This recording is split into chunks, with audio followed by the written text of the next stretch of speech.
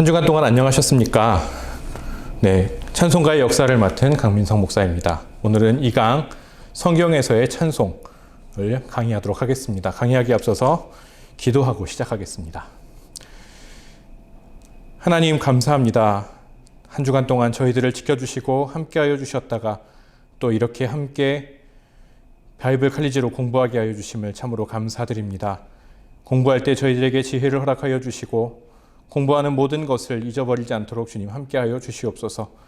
또한 오늘 특별히 성경에서 나오는 찬송에 대해서 배웁니다.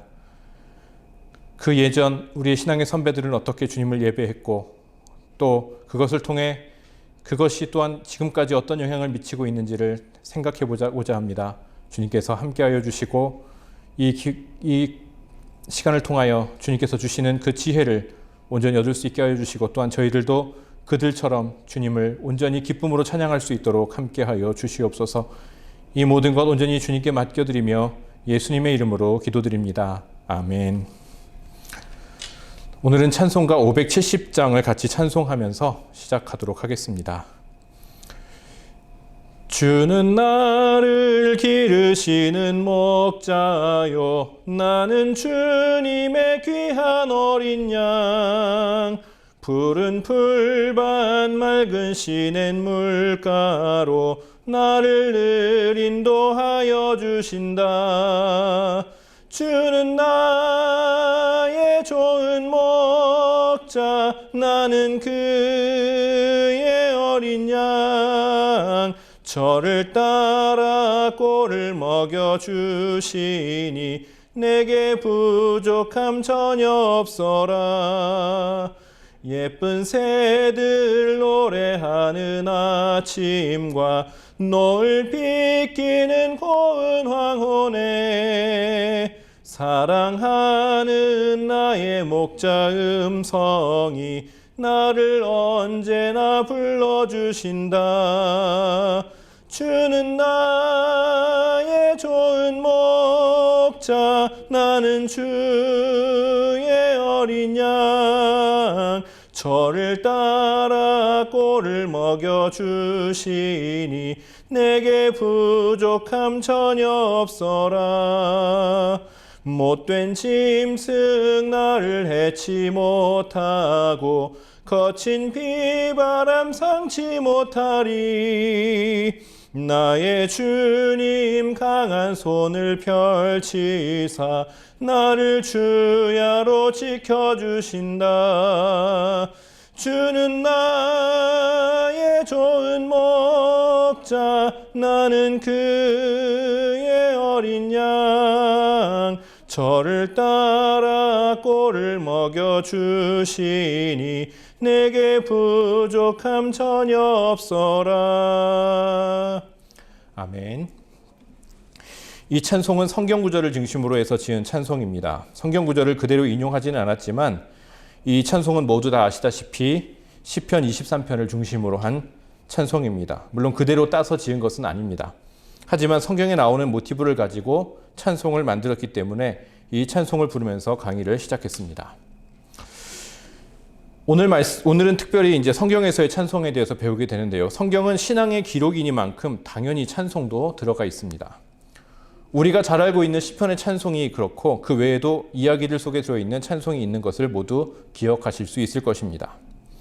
대표적인 것이 누가복음에 나오는 사가랴의 찬송, 마리아의 찬송, 그리고 시므온의 찬송입니다. 이것이 성경에서 소개되고 있지만 고대에서부터 이 가사를 가지고 곡을 붙여서 불렀는데요. 대표적인 노래가 바로 눅 디미티스라는 곡입니다. 이거를 라틴어인데요. 그냥 이걸 번역하면 이제 놓아주시는도다 라고 번역합니다. 이제 놓아주시는도다 하면 뭐가 생각나시나요? 바로 시므온이라는 사람이 생각나죠. 바로 시므온이 성전으로 오신 아기 예수님을 보면서 불렀던 노래의 가사입니다. 이렇게 성경에서의 찬송은 그 이후에 만들어진 많은 찬송의 가사가 되었고 당연히 가장 중요한 가사가 됩니다. 그러면 성전 안에 있는 찬송은 어떤 것이 있고 또 어떻게 찬양을 드렸는지 살펴보도록 하겠습니다. 구약에서의 찬송, 먼저 구약에서의 찬송을 보도록 하겠습니다. 구약에서 찬송을 보기 전에 먼저 찬송과 관련된 어휘들, 구약에서의 어휘들을 잠깐 보도록 하겠습니다. 먼저 할랄이 있습니다. 할랄. 할랄은 뽐내다, 기뻐하다라고 뜻을 가지고 있는데요. 할랄에서 유명한 우리가 잘 알고 있는 할렐루야는 할랄이라는 단어와 여호와를 뜻하는 야가 합쳐져서 만들어진 단어입니다. 그래서 할렐루야 하면은 할랄 뽐내다 기뻐하다 하나님을 기뻐하라 너희는 이라는 거죠. 루가 하면은 그래서 할렐루야 여호와를 기뻐하라라는 뜻입니다. 여호와를 찬양하라 이런 뜻도 있죠. 두 번째로는 야다라는 그 단어가 있습니다. 야다라는 뜻은 두 손을 높이 들고 감사함으로 경배하다라는 뜻입니다. 시편 63편 4절에 있고요. 자마르라는 단어가 있습니다. 자마르는 악기에 맞춰 찬양하다라는 뜻입니다. 이사야 12장 5절에 있는데요. 이 것을 가지고 그 악기를 만드는 브랜드 이름이 있습니다. 주로 이제 그 기독교 계통에서 많이 사용되는 그런 악기를 만들고 있고요. 기타가 많이 유명한 악기입니다. 자마르라는 단어를 썼고요. 바라크라는 단어가 있습니다. 바라크는 무릎을 꿇고 주님을 송축하다라는 뜻입니다. 네, 에스라 7장 27절부터 28절까지의 말씀에 이게 돼 있고요. 토다라는 단어인데요. 토다는 손을 내밀어 찬양하다라는 뜻입니다. 요나서 2장 9절에 있고요. 테힐라라는 뜻입니다. 여호와를 칭송하며 노래하다. 역대하 20장 22절에 있는데 시편의 히브리어 제목은 세페르 테힐림입니다. 테힐라의 복수형 테힐림이 들어가 있죠. 그것들이 이제 모여 있는 것을 말하는 거죠. 그 다음에 샤바흐입니다. 샤바흐는 큰 소리로 찬양하다라는 뜻입니다. 루아라는 말인데 루아는 기쁨으로 외치다라는 뜻이고요. 가라라는 단어가 있습니다. 가라 우리말 가라가 아니고 감사의 제사를 드리며 주의 이름을 부르다라는 뜻을 가진 단어입니다. 시편 116편 17절에 나와 있는 단어고요. 그다음 나가드라는 단어가 있는데요. 선언하다라는 뜻입니다. 바사르라는 단어가 있고요. 이건 공포하다 하나님 말씀을 이렇게 선포하는 뜻을 말하는 거고요. 룸이라는 단어가 있는데요. 격찬하다. 아주 격찬에는 무슨 말씀 아시죠? 굉장히 격하게 찬양하다, 높이다라는 뜻이 있습니다. 그럼 먼저 예배와 찬송의 관계가 있는데요. 예배와 찬송의 관계를 우리가 보도록 하겠습니다. 찬송의 방법은 예배와 예배 찬송 관계를 보면은 먼저 성전과 회당이 있습니다. 성전 예배가 있는데요. 주로 우리가 성경에서 보는 것들은 주로 성전 예배를 많이 보고 있죠. 구약에서는 성전 예배의 특징은 희생제사 중심입니다.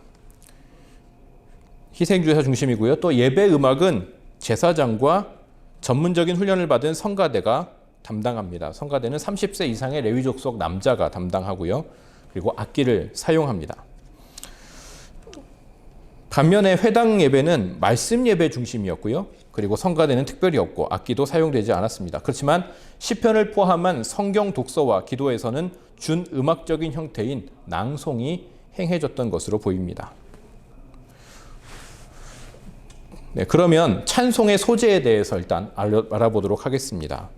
찬송의 소재 처음에는 시편입니다. 시편은 그 유대인의 가장 중요한 찬송가집인데요. 총 150편의 시가 실려 있습니다. 여러분 잘 아시죠?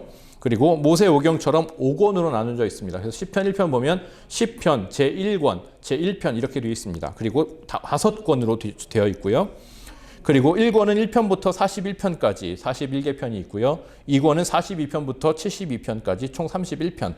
3권은 73편부터 89편까지 총 17편. 4권은 90편부터 106편까지 총 17편. 5권은 107편부터 150편까지 총 44편으로 이루어져 있습니다. 그리고 각 권은 음악의 종결구에 해당하는 짧은 송영으로 이루어져 있는데요. 예를 들면 이스라엘의 하나님 여호와를 영원부터 영원까지 송축할지로다 아멘 아멘이라고 되어 있는 시편 41편 13절에 있죠. 1권이 마지막 부분입니다. 그리고 홀로 기이한 일들을 행하시는 여호와 하나님 곧 이스라엘의 하나님을 찬송하며 그 영화로운 이름을 영원히 찬송할지어다. 온 땅에 그의 영광이 충만할지어다. 아멘 아멘이라고 되어 있죠. 이거는 2권의 마지막인 72편 18절 19절의 말씀입니다. 그리고 마지막 시편 150편은 시편 전체를 위한 대송영의 성격을 가지고 있습니다. 네, 할렐루야 그의 성소에서 하나님을 찬양하며 그의 권능의 궁창에서 그를 찬양할지어다. 호흡이 있는 자마다 여호와를 찬양할지어다 할렐루야라고 끝을 맺으면서 이제 전체 대단원의 막을 내리는 것을 볼 수 있습니다. 네, 시편의 저자들을 한번 보도록 하겠습니다. 시편의 저자들과 작품수를 보면은 오늘 여기 나와 있는 것처럼 다윗 73편, 아삽 12편, 고라의 자손 10편, 솔로몬 2편, 헤만, 에단, 모세가 각 1편. 나머지는 저자 미상으로 되어 있습니다. 아예 그냥 이름이 안 써 있죠. 시편의 내용은 주로 개인적이자 집단적인 신앙 체험이 중심입니다. 주제로는 찬양과 감사, 기원, 묵상, 탄원 등이지만 하나님의 우주적인 통치, 왕과 왕권, 그리고 예배, 저주, 그리고 회개 등의 내용도 들어 있습니다. 시편의 표제가 있는데요. 표제는 앞에 있는 부분인데요. 히브리 성경에는 이 표제가 아예 성경 안으로 들어와 있습니다. 그런데 이제 표제가 앞에 있죠. 표제에 뭐뭐에 맞춘 노래, 이런 노래들이 있는데요. 한번 그 내용들이 그것이 다 똑같은 내용은 아닙니다. 첫 번째로는 무슨 말이냐면 어떤 뜻이 있냐면 해당 시의 내용과 관련된 음악을 표시하는 겁니다. 시편 57편과 57편에서 59편까지 그리고 75편에 나오는 알다스헷에 맞춘 노래라는 그 표제가 있습니다. 알다스헷은 무슨 뜻이냐면 멸하지 마소서라는 뜻입니다. 아마도 어려운 가운데에서 멸하지 않도록 하나님께 호소하는 간구의 음악이라고 이지 않을까라는 생각을 하고 있습니다. 그리고 시편 8편에 나오는 깃딧에 맞춘 노래, 깃딧은 포도 누르기라는 뜻인데요. 포도 수확할 때 즐거이 부르던 노래입니다. 이 시편 8편 여러분 다 아시죠? 여호와 우리 주여 주의 이름이 어찌 그리 아름다운지요. 이 뜻을 이걸 하면서 쭉 피조물에 대해서 쭉 얘기를 하는데 바로 이 포도 수확할 때 그 하나님께서 베풀어 주신 그것들을 보며 기뻐하면서 찬양하는 것을 우리가 이렇게 상상해 볼 수 있을 것입니다. 두 번째로는 운율이나 악기를 표시하는 경우입니다. 첫 번째로는 여두둔 형식으로 부르는 노래 시편 39편에 나오는데요. 여두둔은 다윗 시대에 뽑혀서 활약한 3명의 성가대 지휘자 중에 한 사람입니다. 그 사람의 그 작곡한 음악 운율에 맞추어서 찬송하라라는 말로 해석됩니다. 그리고 시편 6편과 그 여러 시에는 현악 8째 줄에 맞춘 노래 이렇게 되어 있습니다. 현악 8째 줄에 맞춘 노래. 이것은 그 악기를 말하는 거죠. 현악 8째 줄에 거기에 맞춰서 노래를 불러라 라는 뜻입니다. 그 다음에 동물이나 식물과 관련되어 있는데 동물이나 식물을 거기다 써놨는데 그것은 아마도 동물이나 식물과 관련된 민요의 곡조를 이용해서 그 곡조에 붙여서 노래를 불러라 라는 뜻일 거라고 생각됩니다. 시편 56편에는 어떻게 되어 있냐면 요낫 엘렘 르호김에 맞춘 노래. 이게 무슨 노래냐면 이 요낫 엘렘 르호김이라는 것은 무슨 뜻이냐면 멀리 있는 테레빈 나무 위에 비둘기란 뜻입니다. 그리고 그 뒤에 아옐렛 샤할에 맞춘 노래 시편 22편인데요. 이건 새벽 암사슴이라는 뜻입니다. 그냥 이것만 보면 무슨 말인지 모르지만 당시에는 여기에 해당하는 어느 노래가 있었고 그 노래의 곡조에다가 이 시를 붙여서 노래를 불러라라는 뜻으로 이렇게 해석될 수 있습니다. 우리도 그렇게 할 수가 있죠. 어떤 곡을 가사를 딱 주고 나서 이것을 우리나라 어느 민요에 혹은 어느 국악에 맞춰서 불러라라고 할 수가 있습니다. 그래서 미국의 어느 찬송가에 보면은 성경 구절로 그대로 돼 있고 그 곡이 어떻게 되어 있냐면 아리랑이라는 곡을 써서 이렇게 부르는 찬송가가 있습니다. 그런 것처럼 그들이 부르고 있던 민요가 있는데 그 곡에다가 이 가사를 붙여 부르면 된다라는 그런 뜻입니다. 그 다음에 소사님에 맞춘 것. 그 소사님은 백합이라는 뜻입니다. 시편 45편에 있고요. 또 수산 에두스에 맞춘 노래 시편 60편에 나오는데요. 언약의 백합이라는 뜻입니다. 이렇게 해서 이런 것들에 대한 그 곡이 있는데 그 곡만을 따서 이 가사를 따라 붙여라.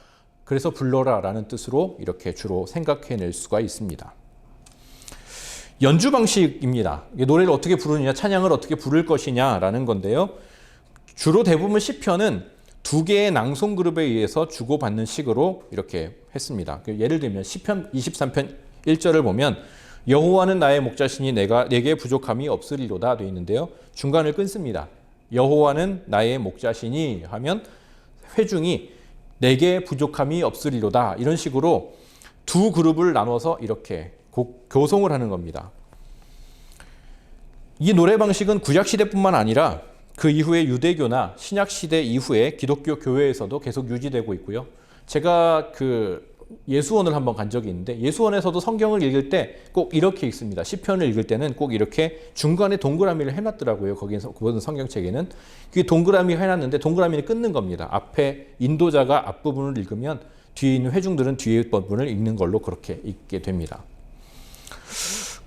시편 다음에 나오는 것은 바로 칸티클이라는 형식인데요. 칸티클은 형식과 내용 면에서 시편과 유사한 찬송시들을 말합니다. 이 칸티클은 신약에서도 나올 것이고요. 굉장히 중요하게 많이 다뤄지는 것입니다. 칸티클 하면 사실 성경에 칸티클이라는 용어가 없기 때문에 굉장히 생소하실 수 있는데 그래도 이것이 굉장히 많이 쓰였고 교회 음악의 역사에서는 굉장히 중요하게 사용되는 그런 개념이라고 할 수 있습니다. 뒤를 보시면요. 칸티클에서 가장 중요한 것들은 바로 성경에 나오는 것인데 그것이 하나의 노래처럼 형식이 그렇게 되어 있는 것입니다. 첫 번째로는 모세의 노래인데 모세의 노래의 첫 번째 노래입니다. 출애굽기 15장 1절부터 8절에 나오고요. 이거를 라틴어로 칸테무스 도미노라는 그로 읽는데요. 하나님께 찬양한다는 뜻입니다. 이스라엘 백성이 하나님의 도우심으로 바로의 군대 앞에서 홍해를 건너고 난 후에 모세가 지은 것입니다. 내가 여호와를 찬양하며 라로 시작합니다. 출애굽기 15장 1절에서 8절에 나오는 얘기죠. 그렇게 해서 이렇게 하나님의 도우심으로 홍해를 건너고 하나님을 찬양하는 내용이 바로 이 모세의 노래 1번이고요. 1번 있다는 건 2번이 있다는 얘기죠. 모세의 노래 2번입니다. 이것은 아우디테 켈리 하늘이여 들으라 라는 뜻입니다. 하늘이여 내 말에 귀를 기울이라 이렇게 나오는 건데요. 신명기 32장 1절부터 43절까지의 모세의 노래가 나오는 것입니다. 모세가 자신의 죽음을 눈앞에 두고 지은 것이고요.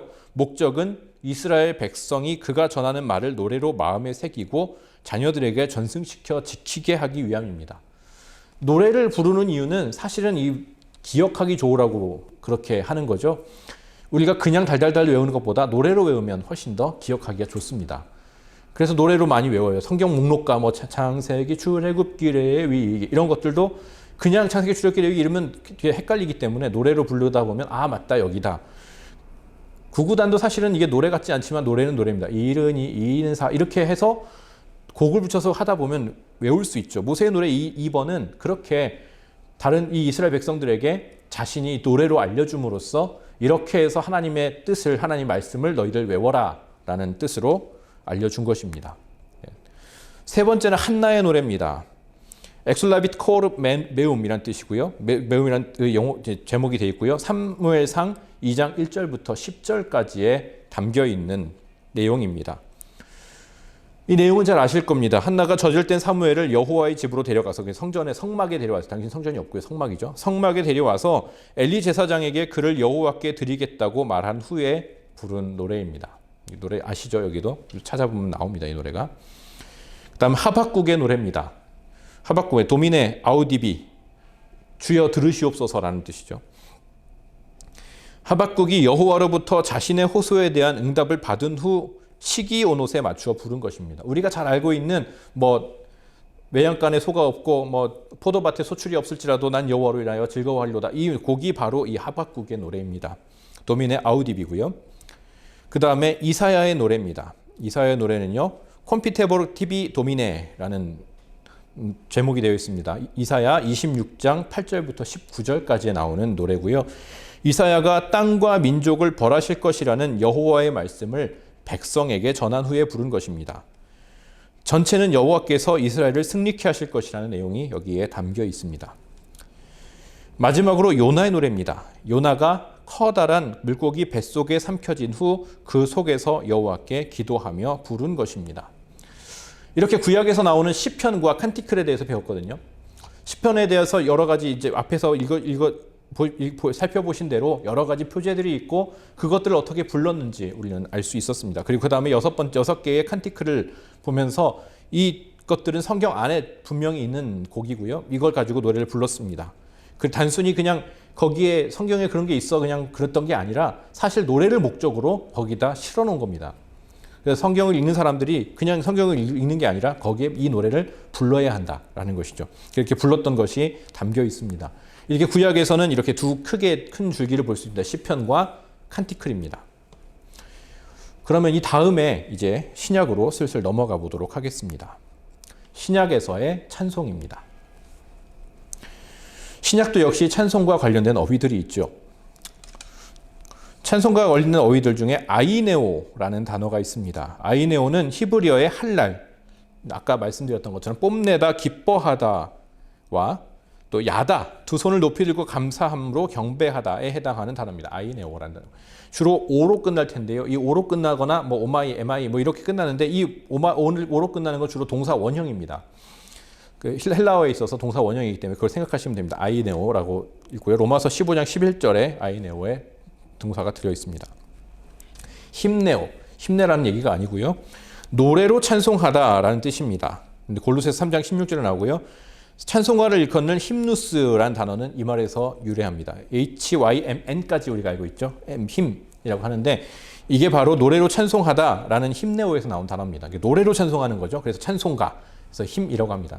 노래가 아닌 찬송이 있느냐? 뭐 있죠, 당연히.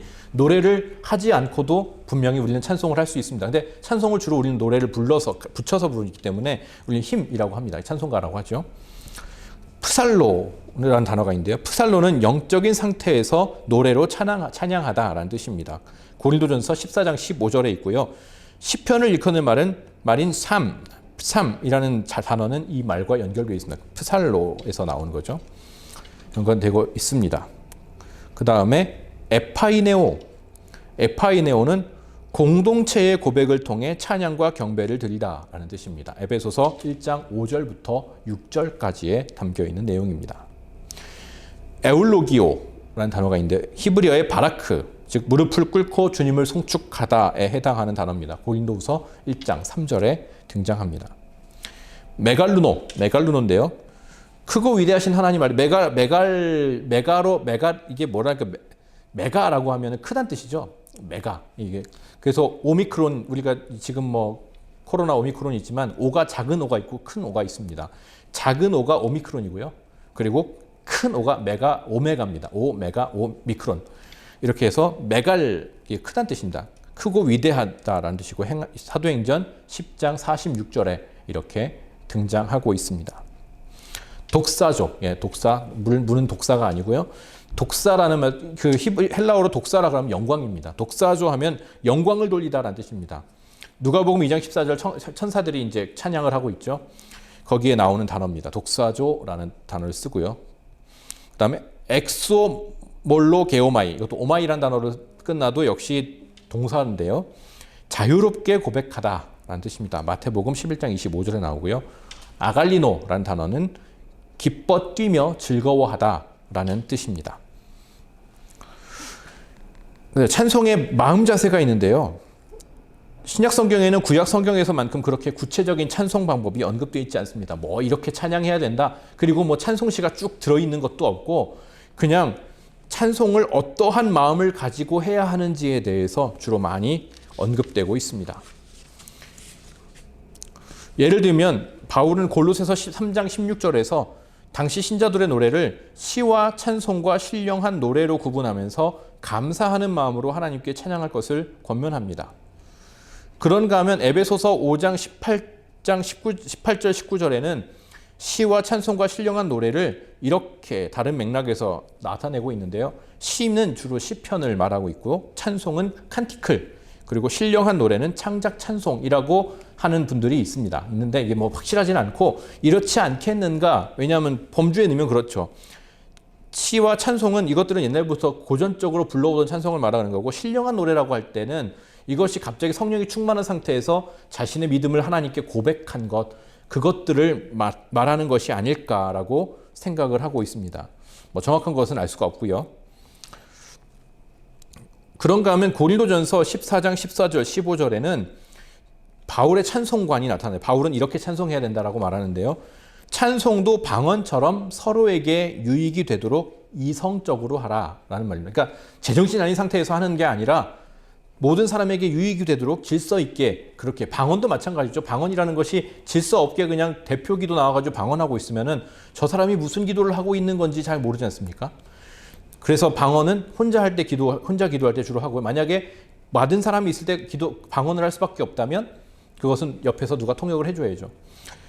찬송도 마찬가지입니다. 찬송도 방언처럼 서로에게 유익이 되도록 그렇게 막 정신이 없는 상태에서 막 하는 게 아니라 이렇게 이성적으로 하라는 그런 걸 말할 수 있습니다. 다시 말해서 기독교 찬송은 성령의 은사를 받아 마음속에서부터 우러나오는 신령한 노래입니다. 하나님 성령께서 우리에게 은사를 주시면 거기서부터 마음속에서부터 우러나오는 신령한 노래, 그것을 기독교에서 찬송이라고 부를 수 있겠습니다.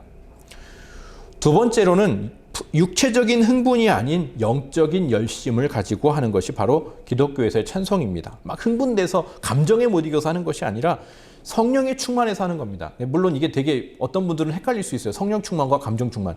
성령이 충만하면 감정이 충만해지는 거 아닙니까? 네, 성령 충만으로 인한 감정의 충만이 있고 그냥 감정의 충만도 있습니다.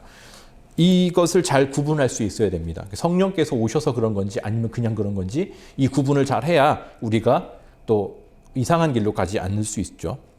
세 번째로는 노래의 뜻을 이해하고 다른 사람이 알아들을 수 있어야 합니다. 노래의 뜻을 이해하죠. 먼저 부르는 사람이 이 곡이 무슨 곡인지, 무슨 뜻인지, 무엇을 찬양하고 있는 건지를 분명히 알아야 되고요.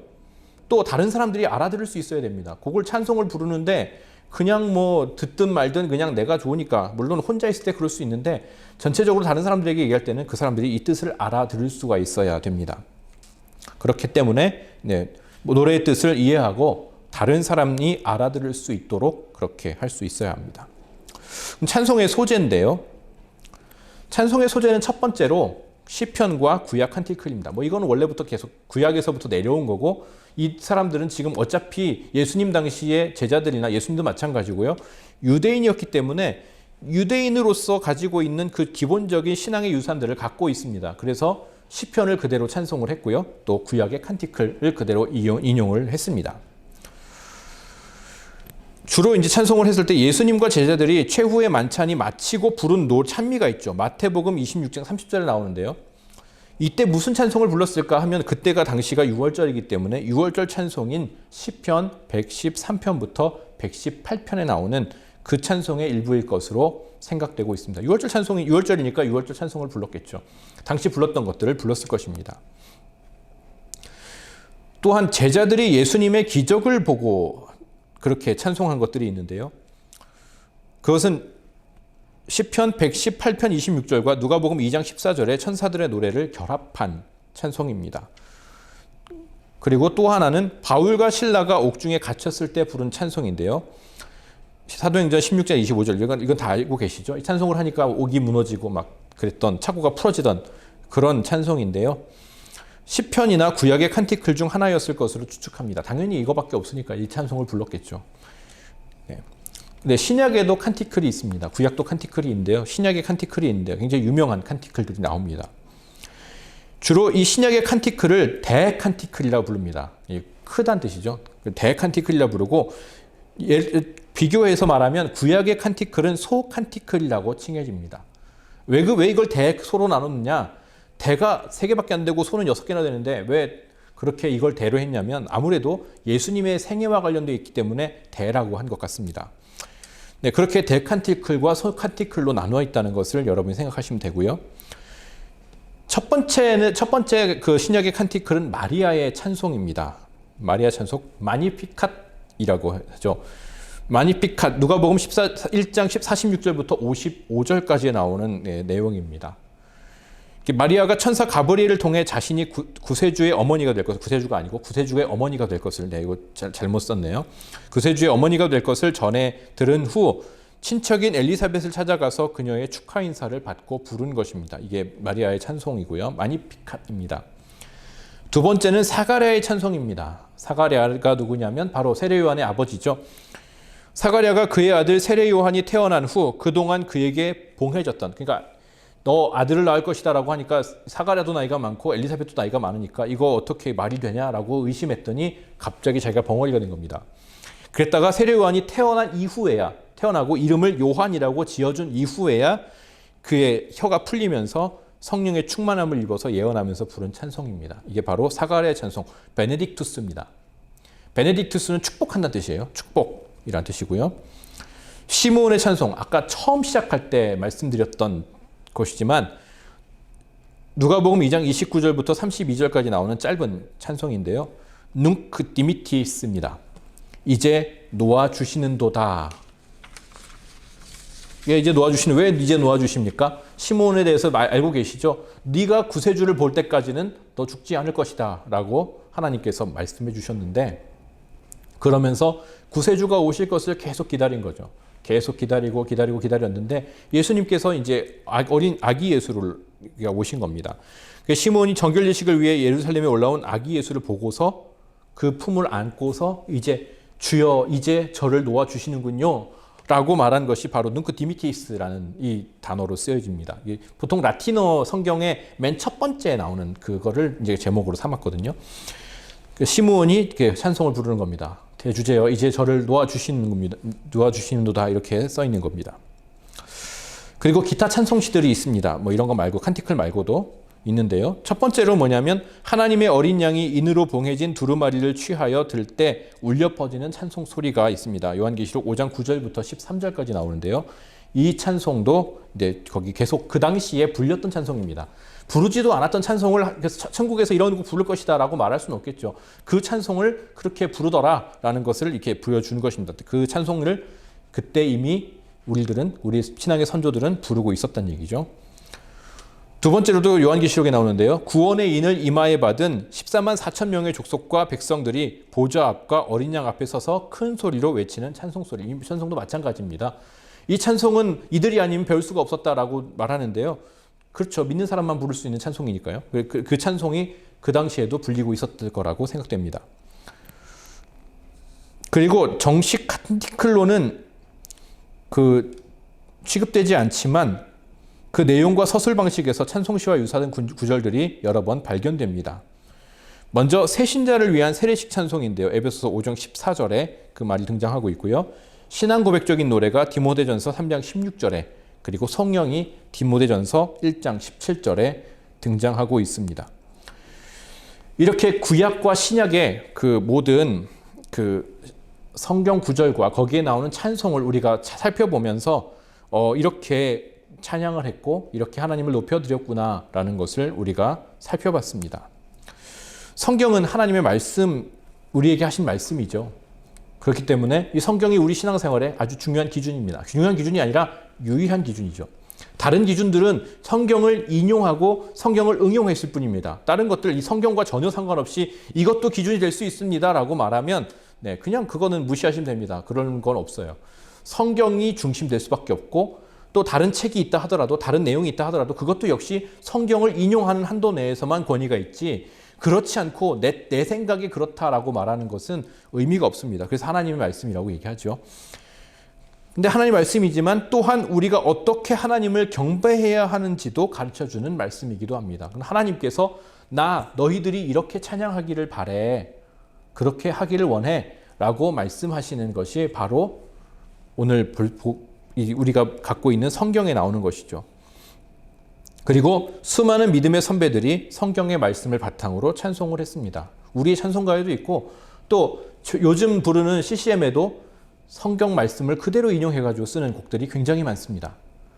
주로 이 작곡가들은 목사님의 설교를 듣다가 그랬는지 아니면 본인이 성경 묵상을 하다 그랬을지 몰라도 어쨌든 그것들 가지고 자기가 이 가사가 이 하나님 말씀이 너무 마음에 들어오니까 그 말씀을 가지고 자신이 거기다 곡을 붙여서 이제 노래를 부르는 거죠.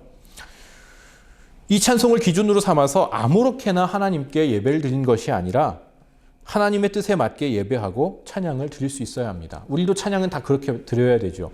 물론 성경에 나오는 가사로만 찬양해야 된다라고 말할 수는 당연히 없을 것입니다. 그렇게 말하지는 않고요. 또 그렇게 하지도 않았습니다. 여태까지. 그렇지만 성경에서 이렇게 이런 마음을 가지고 찬양하라라는 말씀이 있었죠. 그걸 가지고 우리가 찬양을 해야 합니다. 그냥 정신없이 마구마구 노래 부르는 것도 아니고 내 기분에 취해서 막 하는 것도 아니고 오로지 성령께서 인도하시는 대로, 하나님께서 인도하시는 대로 찬양하는 것이 바로 오늘 성경에서 우리가 배울 수 있는 그런 찬양입니다. 모든 성경에 나오는 모든 사람들은 그렇게 찬양을 했고 그렇게 하나님께 영광을 올려드렸습니다.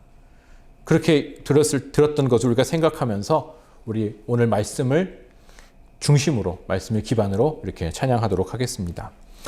오늘도 역시 과제는 드립니다. 과제라고 하기는 좀 그래요. 다른 목사님들도 그렇게 말씀을 하시더라고요. 강 목사님은 과제가 너무 쉬운 거 아닙니까? 그래서 좀 과제가 아니고 사실은 출석 체크입니다. 잘 들으셨는지를 보는 거죠. 그래서 드리는 건데요. 그리고 또 외울 만한 가치가 있기 때문에 아주 짧지만 그렇게 드리는 것입니다.